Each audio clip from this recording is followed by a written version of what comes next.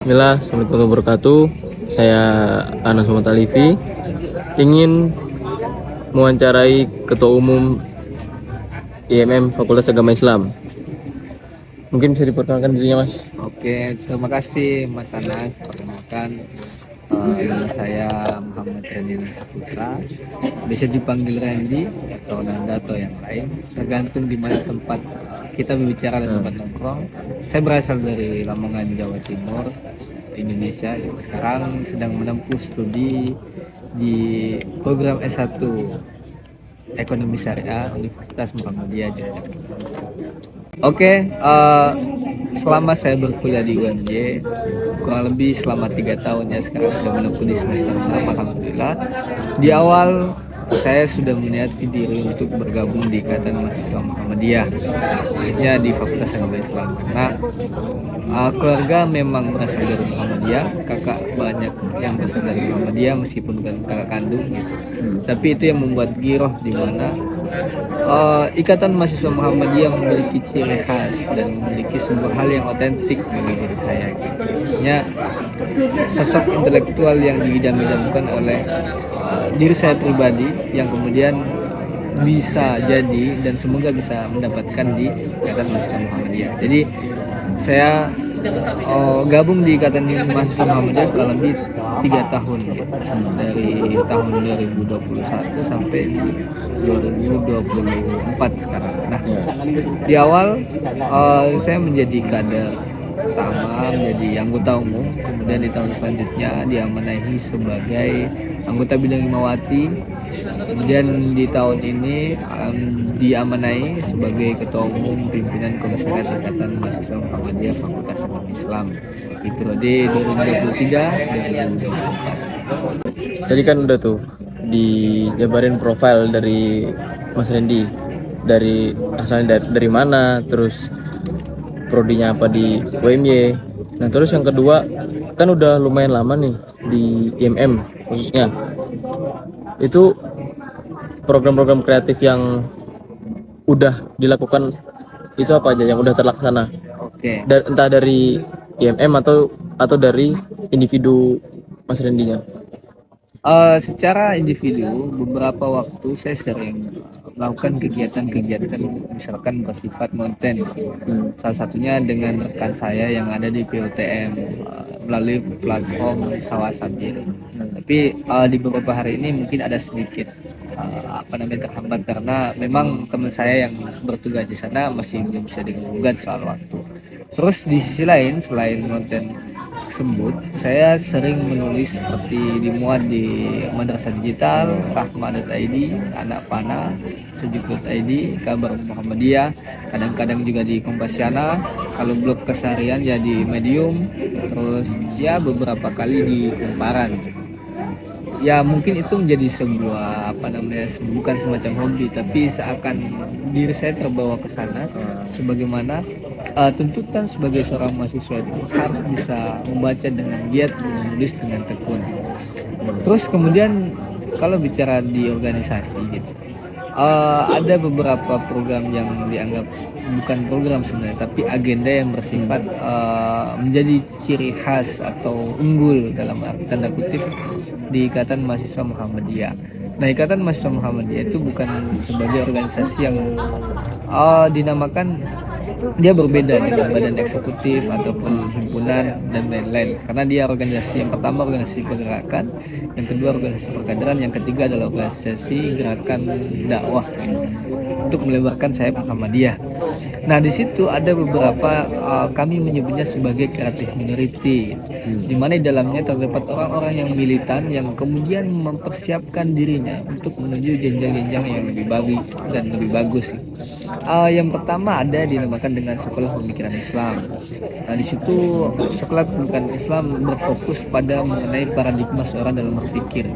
Jadi alumni-alumni atau cetakan-cetakan dari Sekolah Pemikiran Islam itu harapannya bisa dan mampu untuk berpikir secara konstruktif, kritis, dan bisa mengurai problematika zaman modern ini. Terus kemudian ada yang dinamakan dengan kelas politik Islam. Nah, kelas politik Islam ini melihat dan memotret bagaimana realitas politik yang ada di negara ini, gitu. Khususnya entah ataupun di DIY ataupun di Indonesia. Jadi bagaimana kelas politik Islam itu membangun paradigma, membangun sebuah paradigma politik yang berbasis atas nilai-nilai Islam. Tentu tidak melibatkan analisis barat, tentu tidak meninggalkan analisis barat dalam sebuah analisanya, tapi perlu ada benturan dan nilai-nilai sentuhan dari Islam itu sendiri. Nah, terus kemudian yang ketiga ada yang dinamakan dengan dirosen saya. Dan dirosen saya ini berfokus terhadap soal-soal perempuan, soal-soal ketimpangan gender, soal kekerasan seksual, dan soal bagaimana memotret gerakan Imawati ke depan. Jadi kalau di IMM itu ada yang dinamakan dengan Imawan kalau yang laki-laki, kalau yang perempuan itu dinamakan dengan Imawati. Nah, di situ peran dirosen saya untuk mengurai problematika persoalan-persoalan gender tersebut yang menjadi laboratorium yang kemudian nanti akan diaktualisasikan sebagai bentuk representasi dari seorang Imamati yang berkemajuan itu sendiri. Nah, ketiganya tadi merupakan laboratorium yang ada di pimpinan komisariat IMM FIWMB gitu. Dan di situ seluruh kader dia dibebaskan untuk belajar mengeksplorasi diri secara keilmuan gitu. Di sisi lain tiga kegiatan tersebut atau tiga agenda tersebut diharapkan mampu membawa perubahan dan dampak yang lebih luas ke depannya.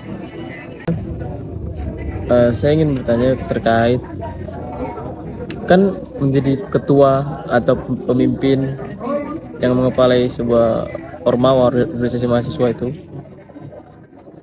itu kan nggak mudah ya, dan itu sebelum dipilihnya Mas Randy juga pasti yang memilih itu melihat sosok Mas Randy itu seperti apa gitu kan.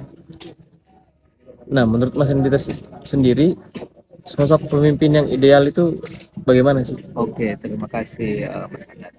Bicara soal pemimpin yang ideal gitu ya, tentu sesuatu yang ideal itu rasa-rasanya susah untuk diaktualisasikan. Cuman harapan kesana itu pasti ada, tapi banyak dalam perjalanan itu pasti terdapat kebolongan-kebolongan, terdapat permasalahan-permasalahan yang menjadi bumbu suatu organisasi atau suatu pemimpin. Tapi pemimpin yang ideal bagi saya secara pribadi itu adalah yang dimana ketika dia di depan dia menjadi contoh bagi adik-adiknya ataupun bagi kader-kader yang lain. Jadi secara tindak tanduk, secara laku, secara perbuatan dia ketika di depan, ketika misalkan kita andalkan berjalan di depan, dia menjadi contoh yang baik. Nah, ketika di samping dia menjadi seorang teman, seorang sahabat yang senang ataupun yang berbahagia ketika diajak ngobrol. Terus kemudian bisa menjadikan tempat curhat, bisa menjadikan tempat untuk saling bertukar pikiran, bertukar pandangan, saling mengkritik dan lain-lain.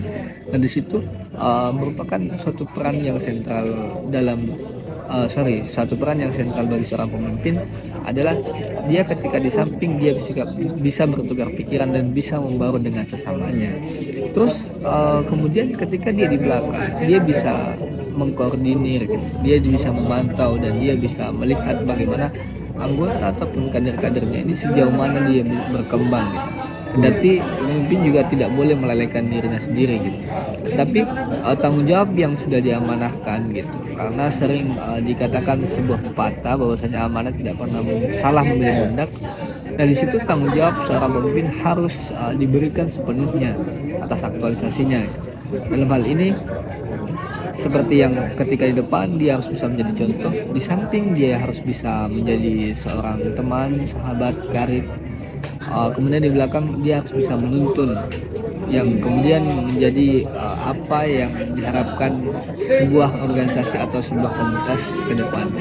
Nah, kemudian di sisi lain seorang pemimpin dia tidak hanya bicara soal itu, tapi seorang pemimpin itu dia selayaknya dan seidealnya itu dia yang pertama dia itu tekun dalam ibadah, dimana kegiatan-kegiatan keagamaan, kegiatan-kegiatan yang bersifat spiritual ataupun hubungan dia dengan Tuhannya harus juga kencang sebagaimana hubungan dia dengan manusia. Terus kemudian yang kedua seorang pemimpin dia harus matang secara intelektual. Dalam hal ini dia yang suka membaca buku, dia yang matang dalam pikirannya, dia yang bisa berpikir konstruktif, dia yang bisa memberikan peluang-peluang, dia yang bisa menganalisa sebuah permasalahan, yang kemudian atas semuanya itu bisa memberikan output dan dampak yang luas bagi organisasi ataupun masyarakat secara umum. Nah, yang ketiga, seorang pemimpin itu tidak bisa dielakkan dari sebuah sifat yang dinamakan dengan empati gitu. Kalau kita sering menyebutnya sebagai humanitas gitu. Jadi seorang manusia adalah homo sapiens, di mana dia tidak bisa berhidup sendirian. Nah, di situ seorang pemimpin atas sebuah organisasi ataupun sebuah komunitas, dia harus bisa memperhatikan apa yang menjadi sekelilingnya, terus apa problematika di sekelilingnya, dan seenggaknya memberikan empati ataupun kalau bisa bahkan menjadi solusi atas segala permasalahan yang ada di sosial. Nah, mungkin itu sebagai gimana pemimpin yang ideal. Ya. Terus selanjutnya itu kan sebentar lagi masa jabatan selesai gitu kan, otomatis bakal digantikan dengan yang pemimpin yang baru yang akan datang nanti nih, yang akan menjadi pemimpin selanjutnya. Kira-kira ada nggak sih mas saran untuk pemimpin yang selanjutnya? Untuk mengenai saran bagi pemimpin selanjutnya, yang pertama, menjadi seorang pemimpin itu dia harus bisa merakyat dan dia harus bisa bersifat sebijaksana mungkin. Jadi dalam artian merakyat dalam konteks ini bagaimana kerjaan-kerjaan yang bersifat teknis itu nggak hanya dibebankan atas teman-teman anggota ataupun teman-teman kader. Tapi ketika hal itu kosong ataupun ketika hal itu tidak terjadi, seorang pemimpin harus mengisi. Seorang pemimpin harus membuka jalan-jalan yang dimana apa yang diinginkan dan apa yang kita citakan atas yang segala yang dirangkai di awal masa kepemimpinan. Terus kemudian yang kedua, menjadi seorang pemimpin selanjutnya gitu, sering dan banyak membaca buku ataupun jurnal ataupun ya hal-hal yang bersifat akademis, karena tentu seorang pemimpin itu adalah bentuk representasi dari sebuah organisasi. Jika seorang pemimpinnya itu dalam kutip dia kurang berpengetahuan, pasti banyak orang menganggap bahwasanya organisasi ini cacat dalam pengetahuan atau kurang dalam pengetahuan. Nah, makanya di situ seorang pemimpin perlu banyak membaca buku, banyak mengulas, banyak menganalisa sebuah problematika untuk bagaimana melihat dan memotret atas persoalan dan kemudian memberikan solusi atas itu. Terus yang ketiga, menjadi seorang pemimpin selain dia yang pertama tadi tekun dalam ibadah, terus habis itu banyak membaca buku. Yang terakhir adalah bagaimana seorang pemimpin itu dia harus bisa menjadi contoh atau teladan yang sebaik mungkin dari segi intelektualitasnya, dari segi humanitasnya ataupun dari segi religiositasnya. Dalam hal ini, ketika misalkan melihat salah satu bidang, melihat wajah salah satu bidang, itu bisa dilihat dari seorang ketua bidangnya ataupun seorang pemimpinnya gitu. Misalkan kalau di MM ada bidang riset pengembangan keilmuan, jadi seorang pemimpin dia juga harus paham atas apa yang menjadi kinerja bidang tersebut. Misalkan ada lagi bidang hikmah gitu. Nah, seorang pemimpin juga harus paham bagaimana persoalan-persoalan politik dan bagaimana aliansi politik. Misalkan ada bidang sosial pemberdayaan masyarakat, seorang pemimpin juga harus bisa mengurai dan bisa menjawab ketika ada kebutuhan atau bahasanya deadlock gitu ya dalam pemikiran bidang-bidang ataupun divisi-divisi yang ada. Jadi seorang pemimpin dia tidak boleh mementingkan sendiri, harus mementingkan seorang kader ataupun seorang anggota. Tentu dari semua itu banyak menguras waktu, akan tapi ketika itu dilakukan dengan ikhlas, semua akan berjalan dengan baik dan semua akan dibahas dengan hati suatu saat. Oke, semoga yang Mas tadi sampaikan bermanfaat bagi yang nanti menonton dan bagi dosen saya juga. Mungkin itu saja Mas Randy. Oke, Terima kasih terima kasih untuk waktunya. Siap.